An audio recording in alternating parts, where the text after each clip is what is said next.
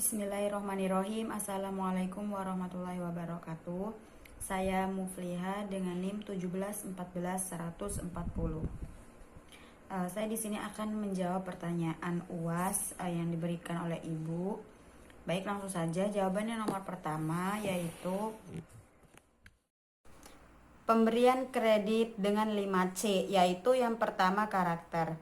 Prinsip ini dilihat dari hasil wawancara antara customer service kepada nasabah yang hendak mengajukan kredit mengenai latar belakang, kebiasaan hidup, dan pola hidup nasabah. Inti dari karakter ini adalah menilai calon nasabah apakah bisa dipercaya atau tidak dalam menjalani kerjasama bank. Yang kedua yaitu capacity. Prinsip ini adalah yang menilai di mana dari kemampuan nasabah tersebut dalam menjalankan keuangan yang ada pada usaha yang dimilikinya. Di mana prinsip ini menilai akan kemampuan membayar kredit nasabah terhadap banknya. Kemudian yang ketiga yaitu kapital. Kapital atau modal yang dimiliki calon peminjam yang khususnya diberlakukan pada nasabah yang meminjam untuk usaha atau bisnisnya. Yang keempat yaitu kolateral atau jaminan yang diberikan pada calon peminjam saat mengajukan kredit kepada bank. Yang terakhir yaitu condition, yaitu kondisi perekonomian baik bersifat general atau khusus pada bidang usaha yang dijalankan nasabah. Jika memang kondisi perekonomian sedang tidak baik, biasanya bank akan mempertimbangkan kembali dalam memberikan kredit. Kemudian prinsip 7P, yang pertama yaitu personality, yaitu kepribadian dari calon peminjam yang mengajukan kreditnya. Yang kedua yaitu party, yaitu di mana calon peminjam dimasukkan ke dalam beberapa golongan yang terkait dengan kondisi keuangannya. Yang ketiga purpose, yaitu apa tujuan dari calon peminjam dalam mengajukan kreditnya pada lembaga keuangan. Pihak bank itu perlu mengetahui untuk apa dana tersebut digunakan, gitu, misalnya untuk modal usaha atau investasi atau biaya pendidikan atau justru kegiatan konsumtif gitu. Kemudian yang keempat yaitu prospek. Prospek ini bagaimana prospek dari usaha yang dijalankan oleh calon peminjam. Yang kelima yaitu payment. Masih berkaitan dengan kriteria sebelumnya. Kriteria ini bertujuan mengukur bagaimana kemampuan bayar dari calon peminjam. Yang keenam yaitu profitability, di mana pihak bank melihat bagaimana kemampuan calon nasabah dalam menghasilkan keuntungan atau laba. Kemudian yang terakhir yaitu protection. Protection ini mengacu pada jaminan yang dapat diberikan oleh calon peminjam. Selain jaminan berupa barang seperti aset, rumah, atau perusahaan, protection ini juga dapat berupa jaminan asuransi yang dimiliki oleh nasabah. Baik, yang selanjutnya yaitu adapun penilaian kredit dengan studi kelayakan. Yang pertama yaitu aspek hukum. Aspek hukum ini merupakan aspek untuk menilai keaslian dokumen-dokumen atau surat-surat yang dimiliki oleh calon debitur, seperti akta notaris, izin usaha, atau sertifikat tanah.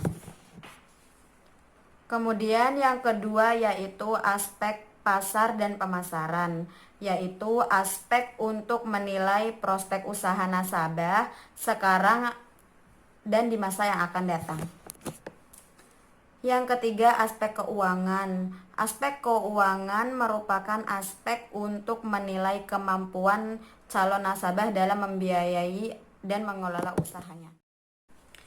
Yang keempat, aspek operasi atau teknis, yaitu aspek untuk menilai tata letak ruangan, lokasi usaha, dan kapasitas produksi suatu usaha yang tercermin dari sarana prasarana yang dimiliki. Yang kelima, aspek manajemen, yaitu aspek untuk menilai sumber daya manusia yang dimiliki oleh perusahaan, baik dari segi kuantitas maupun kualitas. Yang terakhir yaitu aspek ekonomi atau aspek sosial, yaitu aspek untuk menilai dampak ekonomi dan sosial yang ditimbulkan dengan adanya suatu usaha, terutama terhadap masyarakat, apakah lebih banyak benefit atau cost atau sebaliknya. Baik, yang nomor 2 yaitu pertanyaannya, Halisa ingin menerbitkan deposito berjangka waktu 3 bulan pada Bank YZ dengan nominal 300 juta rupiah. Pembayaran bunga langsung masuk ke dalam rekeningnya yang berada di bank tersebut. Bunga yang diberikan oleh pihak bank sebesar 10% per tahun dan dikenakan pajak 15%. Pertanyaannya, berapa jumlah bunga yang dibayar bank setiap bulannya dan hitung jumlah bunga yang diterima oleh Halisa selama jangka waktu 3 bulan. Nah, jawabannya yaitu kita cari bunganya dulu, kemudian dihitung 10% dikali 300 juta dikali 1 per 12 bulan. 12 bulan itu dari apa sih bunga yang diberikan oleh pihak bank sebesar 10% per tahun. Sama dengan 2.500.000. Nah, kemudian cari pajaknya, 15% dikalikan dengan hasil bunga tadi dikalikan 2.500.000 ini hasilnya 375.000. Nah, bunga bersih tiap bulannya yaitu dari hasil bunga dikurangi sama hasil pajak, yaitu 2.500.000 dikurangi 375.000 hasilnya adalah 2.125.000. Nah, maka jumlah bunga yang dibayar bank setiap bulannya kepada Halisa sebesar 2.125.000. Jadi jumlah bunga yang dibayar bank setiap bulannya yaitu 2.125.000. Kemudian pertanyaan yang kedua, hitung jumlah bunga yang diterima oleh Halisa selama jangka waktu 3 bulan. Nah, jika bunga diambil setelah jatuh tempo perhitungannya, yaitu cari bunganya dulu sama kayak yang di atas itu, 10% dikali 300 juta dikali 3 bulan per 12. Karena 3 bulan ini karena dia diambil setelah jatuh tempo, jadi 3 bulan. Sama dengan 7.500.000. Nah, nyari pajaknya 15% dikali 7.500.000, ya ini 7.500.000 itu dari hasil bunga ini.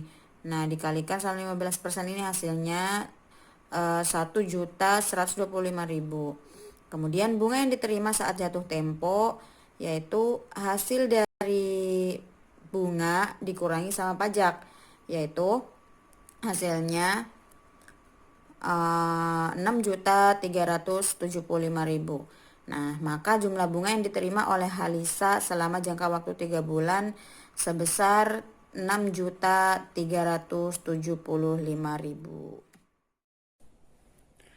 Kemudian selanjutnya yaitu jawaban untuk nomor 3.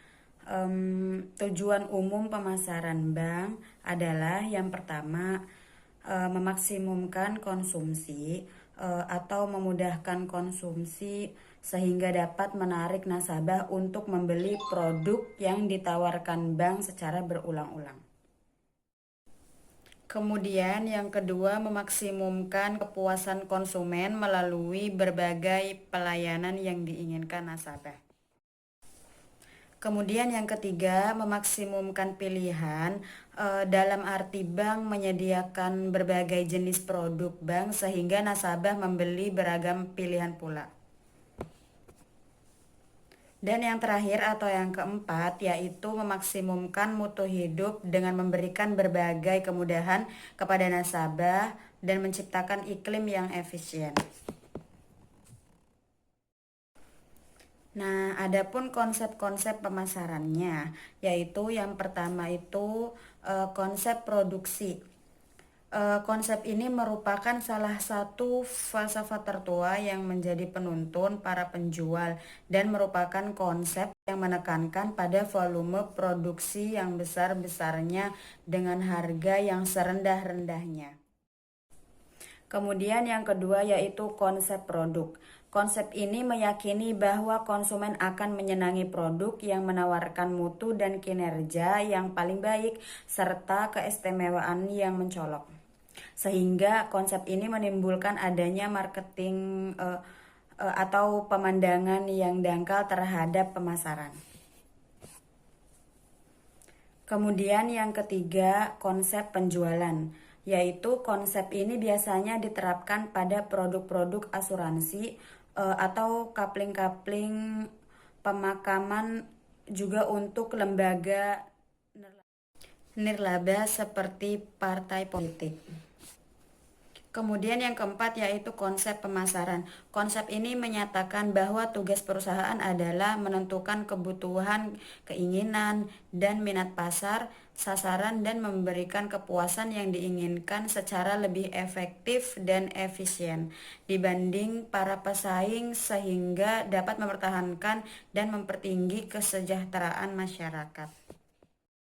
Kemudian yang terakhir atau yang kelima yaitu konsep pemasaran kemasyarakatan, yaitu merupakan konsep yang bersifat kemasyarakatan.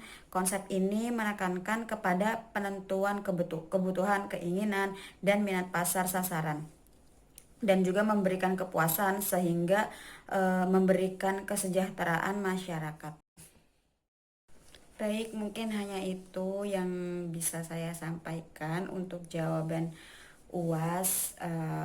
Kurang lebihnya mohon maaf. Wabillahi taufik wal hidayah. Wassalamualaikum warahmatullahi wabarakatuh.